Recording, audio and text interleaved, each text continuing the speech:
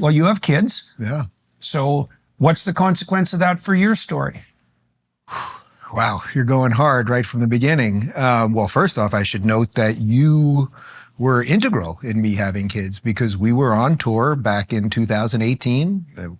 Did something like 120 shows, 20 some odd countries, bouncing around. We were just saying right before the cameras started rolling that it was so much smaller. We had no idea what we were doing in some sense. I mean, you knew what you were doing on stage and I was making some jokes and we'd do the Q&A together, but there was no security. There was no managers. There was no entourage. There was no film crew. I mean, we really were just out there bouncing around doing things. And one of the things that you were saying almost every night, and the thing that you know, I've said this to you many times, there's a million things obviously that everyone can say about Jordan Peterson, but one of the things that watching you as someone on stage to the extent that you're a performer do is that you would basically do an hour and a half lecture every night and then just pick it up the next night where you left off. Except I was basically, me and the tour manager were the only two people that saw it the night before. You know, we didn't have roadies going to every show.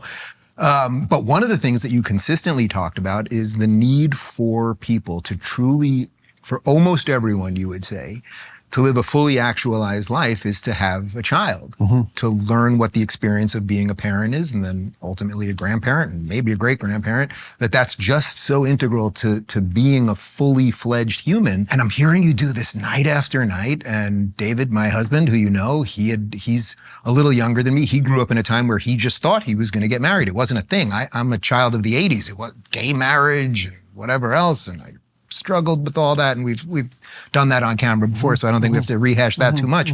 But I grew up in a time not thinking I would get married. I never really thought of anything to the future, really, and I kind of just put everything towards my career. And now I've got David, who I'm FaceTiming with every night, whatever country in, telling me he wants kids, and I've got you on stage telling 10,000 people every night why they should have kids. And finally I thought, man, if I don't do this, there's really something wrong with me. I'm with the person I'm supposed to be with. I'm touring with someone that I think has offered more to the world in terms of how do we do this right than anyone that I could possibly imagine. And I get the privilege of being part of that. If I can't do this, then this thing's really on me. So we've got two-year-olds now, and Justin's middle name is Jordan, which one of the great joys of my life was calling you up that day and asking you if we could do it. And we got the Jordan Peterson tears, which, you know, we've gotten every now and again. And so what that has done to me, I mean, the best example I can tell you is, Luke, was about 2 months old one night, you know, coughing terribly, really nasal and just sick babies are so much fun.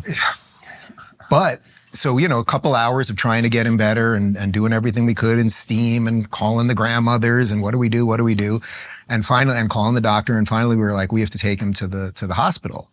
And to be driving to that hospital, you know, with him in the car for the first time since we had taken him home from the hospital when he was born, and literally talking to God. I mean, I don't know how often I do that, probably not that often, and saying, take me. Like, it was just the thing, take me. Like, whatever's happening here, I could be done. Like, let me be done.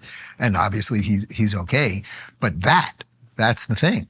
I think in essence that's the reason that you're saying to really do it right. I mean, I've changed more in these 2 years and matured more and dealt with more of my stuff, whatever else was left, than certainly at any point in my adult life. And I'm just at the beginning of that. You know, I'm also 48. I have a lot of friends who have children that are mid-20s now. Yeah. So think about that. My contemporaries, you know, I'm hanging out with my friends from childhood. Two of my best friends are still from 5 and 8 years old. They've got kids out of college now, and I'm just bringing these children into the world, and what that does to your perspective and change and everything else. So I would say the most powerful piece of it probably is there is something way more important than you. And when you wake up and see that, when I get up every morning and I'm making my coffee and those two kids run at me with like, the world is just, you talk about the eyes, like their eyes are open, man. And like, they think like you, do they? Yeah. And they think you are the best thing in the world. And I think about it all the time. I'm like, well, now it's on me to be the best thing that I can be. I don't know that I can be the best thing in the world, but I could be the best thing that I can be. And I'm really trying to do it. And actually, as I've tried to do it, it's becoming less difficult to do. You know, like eventually you start doing it right and then it kind of works. I'm not saying it's perfect. Well, you become what you practice. Yeah. And then it's on you. Yeah. And aiming for that. I didn't realize I was aiming for it, I think. For what do you think now? Well, you said. I don't think I realized I was aiming for something bigger than myself in some sense. You know, that it was just, my career started working around the time that we were on tour, you know, 6 or so years ago, which feels like a lifetime ago. I just thought, I'll just do this and it's working and it's good. And that can really fill you up. Yeah. You know, you had this conversation on Bill Maher's podcast about that, that there are some people that maybe can do it. Maybe you don't have to get married and maybe you don't have to have kids and maybe you can put it all into your career or your art, but it's pretty damn rare. And I thought even then you get one-dimensional, man. Well, you guys, I thought you took that conversation to as close as it could get on camera, probably without going any further with him. And I think, and we don't have to talk about him too much, but I think he's maybe as close as you can get to doing that, for better or worse.